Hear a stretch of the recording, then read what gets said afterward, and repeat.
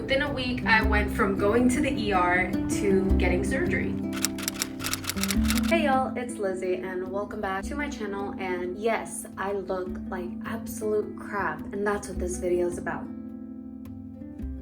So I had surgery. This actually connects to a video from October. If y'all remember, I had posted a video saying, well, I'm sick, which explained why I didn't finish my Halloween thing. Basically, I had gotten really sick. I had started throwing up and go to the doctor. They gave me some pills to help with my stomach acid. They tell me if it gets any worse, go to the ER. Well, I kept vomiting on the pills, but I was stuck at a job that didn't give me enough days to go get checked or anything. So finally, I quit that job on December 11th, a Friday. That Monday, I wake up at around, I want to say 2 a.m., come running to the restroom, throw up my dinner. Wake up again another 15 minutes later, throw up the rest of my food and some stomach bile. Wake up another 15 minutes later, stomach bile, one more time, stomach bile, back to bed. That's when I realized this is getting serious. At this point, my boyfriend had woken up too. We were watching TV just so that he can kind of keep me calm while this was happening. And both decided like, yep, it's time to go to the ER. So I'm at the ER. Immediately they check me in or whatever, take my blood, take my weight, all of that shit. They do an EKG to check my heart. They take me to go get a CAT scan at some point. I actually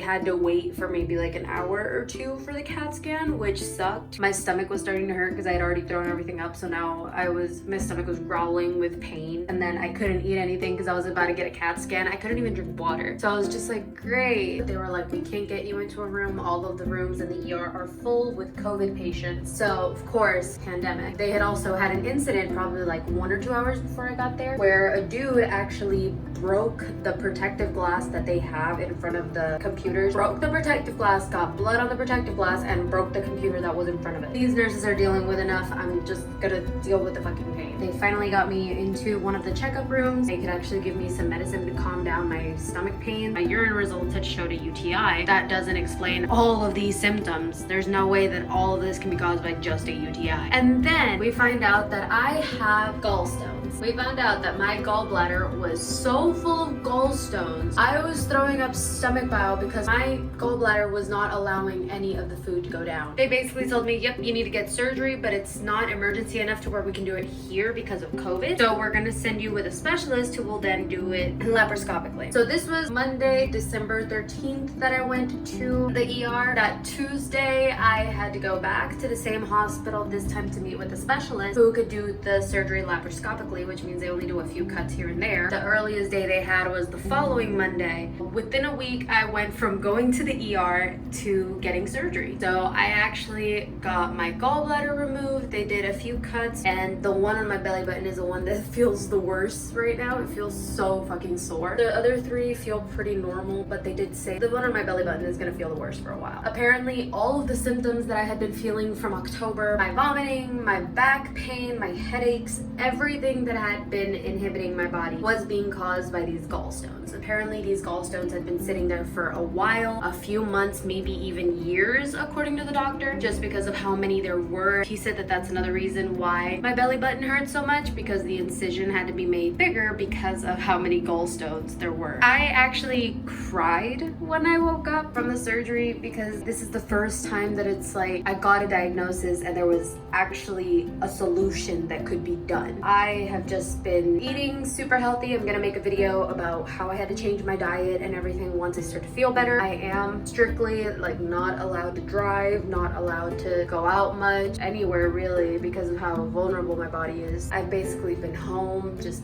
eating soup and watching TV and journaling. My boyfriend's been the one taking care of me. That's what happened that I couldn't post the last few weeks of December. Y'all might have already seen this on my Instagram. I did put a little video about it on there, but these are the details of what happened. So far right now, I'm doing fine. But yeah, that's just another thing that's fucked up about my body.